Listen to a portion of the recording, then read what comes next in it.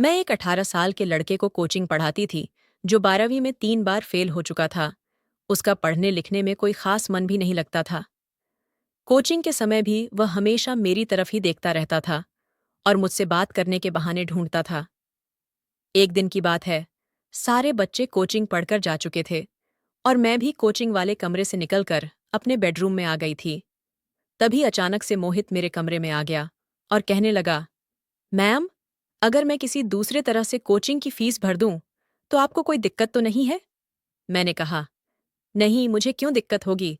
और इतना सुनकर उसने पूरे जोश के साथ मुझे बेड पर, हेलो दोस्तों, आज की इस रोमांचक कहानी में आप सभी का स्वागत है। मेरा नाम निकिता है और सब प्यार से मुझे निक्की बुलाते हैं। मैं 12वीं के बच्चों को अपने घर से ही कोचिंग देती हूँ। मेरे पास लड़के और लड़कियां दोनों ही कोचिंग पढ़ने आते हैं। कोचिंग पढ़ाकर मैं महीने के 20 से 25 हज़ार रुपए कमा लेती हूँ, पर फिर भी मेरा घर खर्च मुश्किल से चल पाता है। किसी किसी महीने मुझे पैसे की बहुत तंगी हो जाती है, लेकिन मेरे पास जितना भी था, मैं उससे खुश थी। एक दिन की बात है, मैं अपने कमरे में बैठी हुई थी। तभी मेरे दरवाजे की घंटी बजी। मैंने मेन गेट खोलकर देखा तो मेरे घर के सामने एक बहुत ही महंगी गाड़ी आकर रुकी थी। उसमें से एक दादाजी उतरे और उनके साथ उनका 18 साल का पोता भी था। उन लोगों को देखकर ही पता लग रहा था कि यह लोग बहुत ही अमीर फैमिली से हैं। दादाजी मेरे सामने आकर खड़े हो गए और मुझसे बोले, बेटा, क्या तुम्हारा नाम ही निक्की है? मैंने कहा, जी दादाजी, मेरा नाम ही निक्की है। क्या आपको मुझसे कोई काम है? उन्होंने अपने पोते को आगे बढ़ाते हुए बोला, ये मेरा पोता मोहित है और मैं चाहता हूं कि आप इसको 12वीं की कोचिंग दो। उनकी यह बात सुनकर मैं हैरान रह गई। एक इतना अमीर व्यक्ति अपने पोते को मेरे पास कोचिंग के लिए क्यों लाया है, जबकि इस शहर में बड़े बड़े कोचिंग सेंटर हैं जहां पर हर तरह की सुविधा दी जाती है। मैंने अपनी यही दुविधा उनके सामने रख दी तो वो बोले, बेटा, ये 12वीं में 2 बार फेल हो चुका है। मैंने शहर के बड़े बड़े कोचिंग सेंटर में इसे पढ़ाया है, लेकिन कोई फायदा नहीं हुआ। मैं तो लगभग हार ही मान चुका था कि ये कभी 12वीं पास कर भी पाएगा या नहीं। लेकिन कुछ ही दिनों पहले मैंने अपने मोहल्ले के एक लड़के से आपका नाम सुना। उसने मुझे बताया कि आप बहुत ही प्यार से सारे बच्चों को पढ़ाती हैं और आपके पढ़ाए हुए बच्चे अच्छे नंबरों से पास होते हैं। यही सुनकर मैं इसे आपके पास ले आया, क्योंकि कभी कभी जो काम बड़े बड़े लोग नहीं कर पाते, वही काम एक साधारण व्यक्ति अच्छे से कर देता है। दादाजी की बातों में मुझे सच्चाई नजर आ रही थी। मैंने उनसे कहा, आप परेशान मत होइए, मुझे पूरा यकीन है कि इस बार मोहित 12वीं जरूर पास करेगा। मैं बाकी बच्चों से 1 महीने के 3 हज़ार रुपए लेती थी, लेकिन मोहित के दादाजी ने मुझसे कहा था कि वो मुझे 1 महीने के 5 हज़ार रुपए देंगे। दादाजी यह सारी बातें करके चले गए और मोहित को उन्होंने उसी दिन से मेरे पास कोचिंग के लिए छोड़ दिया।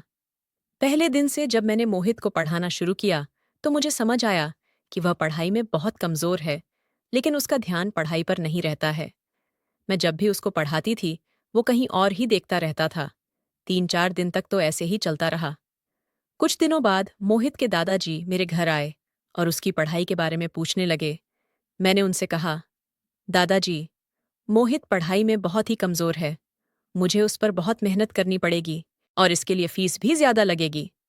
दादाजी मेरी बात सुनकर थोड़ा परेशान हो गए और बोले, बेटा, तुम्हें जितनी भी फीस चाहिए हो, मैं उतनी देने के लिए तैयार हूँ, लेकिन इस साल मेरा पोता 12वीं पास हो जाना चाहिए। मैं तुम्हें 5 हज़ार की जगह 30 हज़ार रुपए महीना दूंगा। बस तुम मेरे पोते को 12वीं पास करवा दो। मैंने दादाजी से कहा, आप चिंता मत करिए, अब मोहित मेरी जिम्मेदारी है। अब मैं मोहित को एक्स्ट्रा क्लास देने लगी थी। दोपहर 1 से 2 बजे तक बाकी सारे बच्चे कोचिंग खत्म करके अपने अपने घर चले जाते थे, लेकिन सिर्फ मोहित शाम के 5 बजे तक अकेला कोचिंग पढ़ता था। एक दिन जब सारे बच्चे कोचिंग पढ़कर चले गए, तो मैं 5 मिनट आराम करने के लिए अपने कमरे में आ गई। 5 मिनट बाद जब मैं अपने कमरे से बाहर आई, तो मैंने देखा कि मोहित मोबाइल चला रहा था। मैंने उसके हाथ से मोबाइल ले लिया। वो फ़ोन बहुत ही महंगा था। एक 12वीं क्लास के बच्चे के हाथ में इतना महंगा फ़ोन देखकर तो मैं हैरान ही रह गई। जैसे ही मैंने उसके हाथों से मोबाइल खींचा, तो वो मोबाइल वापस लेने के लिए जिद करने लगा। इस खींचातानी में मेरा पल्लू नीचे गिर गया और अचानक से मेरे उभार मोहित के सामने आ गए। ऐसा होते ही मैंने तुरंत मोबाइल छोड़ दिया और अपना पल्लू ठीक करने लगी। मैं उसे एक छोटा बच्चा समझती थी, लेकिन उसकी नज़र बच्चों वाली नहीं थी। मैंने उससे कहा, मोहित अब तुम घर जाओ, कोचिंग खत्म हो चुकी है। वो अचानक से मेरे पास आकर बैठ गया और मेरे हाथ पर अपना हाथ रखते हुए बोला, मैम मुझे माफ़ कर दो, मुझसे गलती हो गई।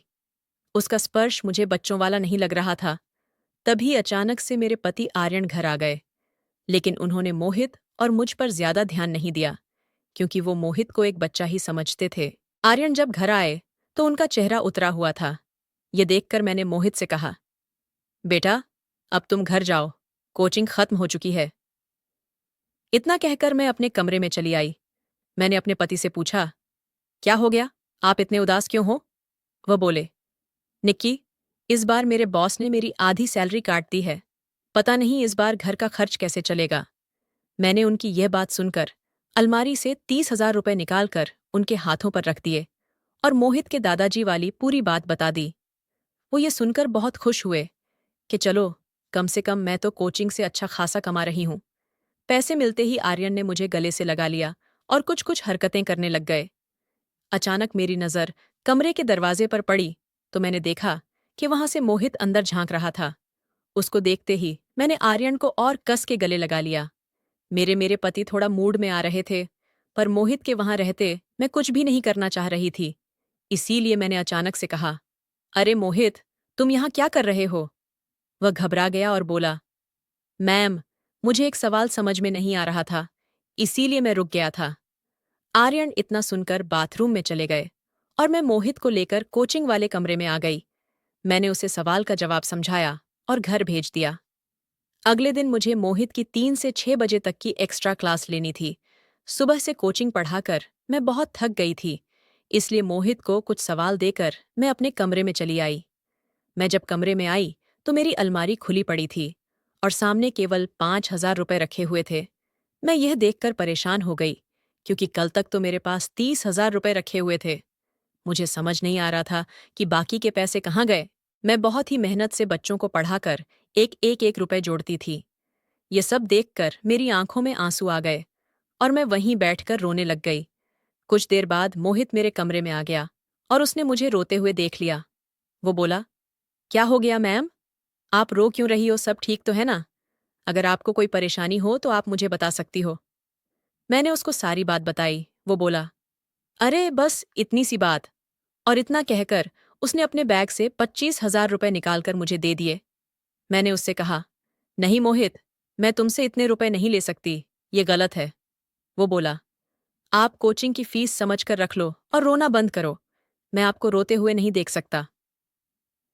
भावनाओं में आकर मैंने उसे अपने गले से लगा लिया, लेकिन उस वक्त मोहित ने मुझे कुछ अलग तरह से पकड़ रखा था। उसका स्पर्श किसी गलत जगह हो रहा था। जब अचानक से मुझे अपनी उस जगह मोहित का स्पर्श महसूस हुआ, तो मैं उससे दूर हो गई। उस दिन के बाद से मोहित मुझसे और भी ज्यादा करीब आने लगा था। वो मेरे साथ बहुत हंसी मजाक करने लगा था। दिन ऐसे ही गुजर रहे थे। अब मोहित की नज़र फिसलती ही जा रही थी। एक दिन मैंने ध्यान दिया कि वो मुझे अजीब नज़रों से घूर रहा है, पर मैंने इस बात का विरोध भी नहीं किया। पिछले कुछ दिनों से मैंने अपने पति को खुद से दूर रखा हुआ था, क्योंकि वह मेरी कोई भी ज़रूरतें पूरी नहीं कर पा रहा था। जो इंसान मेरी ज़रूरतें पूरी नहीं कर सकता, उसे मेरे साथ समय बिताने का भी कोई हक नहीं है। मोहित की नज़र पड़ते ही मैं अपना पल्लू ठीक करने लग गई। वो बोला, रहने दीजिए ना मैम, आप ऐसे ही बहुत अच्छी लग रही हो। उसकी बातें सुनकर मैं भी थोड़ा मस्ती में आ गई थी। मैंने उससे पूछा, अगर पल्लू ना ठीक करूं तो इसका क्या दोगे? उसने अपनी चेकबुक निकालकर मेरे सामने रख दी और बोला, आपको जितना रुपया चाहिए हो, आप इसमें भर सकती हो। मैं समझ चुकी थी कि मोहित मेरे जाल में फंस चुका है। अब उसका पूरा ध्यान पढ़ाई से हटकर मुझ आ चुका था। मुझे भी उसका ध्यान अपनी ओर से हटने नहीं देना था, क्योंकि मुझे फायदा ही हो रहा था। अब वो रोज ही मेरे लिए महंगे महंगे गिफ्ट लाने लगा था और मेरे पास पैसों की भी कोई कमी नहीं होने देता था। एक दिन शाम को मोहित के दादाजी उसे लेने आए और मुझसे बोले, निक्की, मैंने मोहित की कोचिंग आपके पास लगवाकर बहुत सही फैसला किया है। वह रोज ही बहुत मन से आपके पास कोचिंग के लिए आता है। उसने शायद अभी तक एक छुट्टी भी नहीं ली है। तो इससे मुझे लगता है कि आप उसे बहुत अच्छे से पढ़ा रही हो। अब ये तो मैं ही जानती थी कि मोहित को पढ़ाई से मोहब्बत थी या किसी और चीज से, और ये बात मैं उसके दादाजी को बता भी नहीं सकती थी। एक बार मोहित ने मुझसे कहा, मैम, मुझे कुछ शॉपिंग करने के लिए मॉल जाना है, क्या मैं आज की छुट्टी ले सकता हूँ? मैंने उसे छुट्टी दे दी तो वो बोला कि आपको भी मेरे साथ चलना है, मैं आज आपको कुछ अलग तरह के कपड़ों की शॉपिंग करवाऊंगा। मुझे मॉल में ले जाकर वो मुझे बहुत ही महंगे महंगे कपड़े दिलाने लगा। मैंने उससे पूछा, तुम मेरे ऊपर इतना खर्चा क्यों कर रहे हो? अगर तुम्हारे दादाजी को इस बारे में पता चल गया तो हमारे लिए अच्छा नहीं होगा। वो बोला, आप चिंता मत करो, मेरे पास इतने पैसे हैं कि अगर मैं आपको महीने भर भी शॉपिंग करवाता रहूं तब भी किसी को पता नहीं चलेगा। उसकी बात सुनकर मैं हैरान रह गई। मैं समझ चुकी थी कि मैंने एक बहुत ही सही लड़के को अपने जाल में फंसाया है। उसने मुझे ढेर सारे कपड़े और महंगा मेकअप दिलाया, जो शायद मैंने अपनी जिंदगी में कभी नहीं देखा था। उसने मुझे पूरा मॉल घुमाया था, जिस वजह से मैं बहुत थक गई थी। घर आकर मैं नहाने चली गई और अपना नया बाथरोब पहनकर बाथरूम से बाहर आई। मुझे उस हालत में देखकर मोहित तो पूरी तरह से अपने होश गंवा बैठा। वह मेरे करीब आकर मेरे पूरे शरीर पर अपने हाथ फेरने लगा और बोला, आज तो आप आसमान से आई हुई किसी परी की तरह लग रही हो। मैंने उसे खुद से दूर कर दिया तो उसने मुझे और भी तेजी से अपनी ओर खींच लिया। मोहित बोला, मैम, आपको जो कुछ भी चाहिए था, मैं आपको सब कुछ दे रहा हूं, तो इस हिसाब से आपको भी मुझे कुछ देना चाहिए। अगर आप मुझे वो सब नहीं दे सकती, तो मेरा यहां आने का भी कोई मतलब नहीं है। मैं कल से आपके पास नहीं आऊंगा। मोहित की ये बात सुनकर मैं बहुत डर गई थी। अगर वो मुझसे दूर चला जाएगा, तो मुझे उससे मिलने वाली आर्थिक मदद भी बंद हो जाएगी, मेरा घर का खर्च भी नहीं चल पाएगा। मुझे पैसों की बहुत जरूरत थी और मेरा पति भी कोई खास कमाई नहीं कर पा रहा था। ये सब सोच विचार करके मैं मोहित को वो सब कुछ देने के लिए तैयार हो गई जो वह चाहता था। मैंने सोचा था कि मोहित को इन सब चीजों की ज्यादा जानकारी नहीं होगी, वो ज्यादा से ज्यादा क्या ही कर लेगा। लेकिन जब उसने शुरू किया तो मैं तो दंग ही रह गई। वो एक अनुभवी व्यक्ति की तरह सब कर रहा था। मैं उसे छोटा समझ रही थी, लेकिन वह बिल्कुल भी छोटा नहीं था। अब मोहित रोज ही एक्स्ट्रा क्लास के बहाने मेरे साथ समय बिताने लगा था। कुछ इसी तरह दिन गुजर रहे थे। एक दिन मैंने मोहित की जेब में कुछ गोलियां देखीं। वो ताकत की गोलियां थीं। मैंने उससे पूछा कि ये ताकत बढ़ाने वाली गोलियां तुम कहाँ से लाए हो? वो बोला, आजकल पैसे से सब कुछ मिल जाता है, गोलियां हो या फिर लड़की। उसकी बात अजीब जरूर थी, पर मैंने ज्यादा ध्यान नहीं दिया, क्योंकि मुझे पैसों की जरूरत थी। वो ताकत की गोलियां खाकर पूरी रात खेल खेलता था और उस खेल में मैं थक जाती थी। जिस दिन मैं उसको गोलियां खाने से मना कर देती थी, तो उस खेल में वो जल्दी थक जाता था। एक दिन की बात है, मोहित को ताकत की गोलियां खाकर चक्कर आने लगे थे। मैंने उससे कहा, आज आराम कर लो, लेकिन उसने फिर भी आराम नहीं की और खेल खेलने लगा। मेरे पति को हमारे इस रिश्ते के बारे में जरा भी खबर नहीं थी। मैंने उनसे कह रखा था कि कुछ कमजोर बच्चे हैं जिनको मैं एक्स्ट्रा क्लास देती हूँ। एक दिन मेरे मोबाइल पर मेरी बड़ी बहन का कॉल आया और उसने मुझे जो कुछ भी बताया, वह सुनकर मेरे पैरों तले जमीन निकल गई। उस वक्त मैं मोहित के साथ खेल खेल रही थी। तभी मेरी बहन ने कहा, निक्की, अभी के अभी अपने बेटे को यहां से ले जाओ। उसने ऐसी हरकत की है जिसके बाद मैं उसे अपने साथ नहीं रख सकती। मैंने कहा, दीदी पहले बताओ तो उसने किया क्या है? वो बोली, इसने अपनी कोचिंग वाली मैम के साथ बहुत ही गंदी हरकत की है। उन्होंने मुझसे शिकायत की है कि प्रतीक उन्हें बहुत ही गंदी नजरों से देखता है और इसीलिए उन्होंने इसे कोचिंग से भी निकाल दिया है।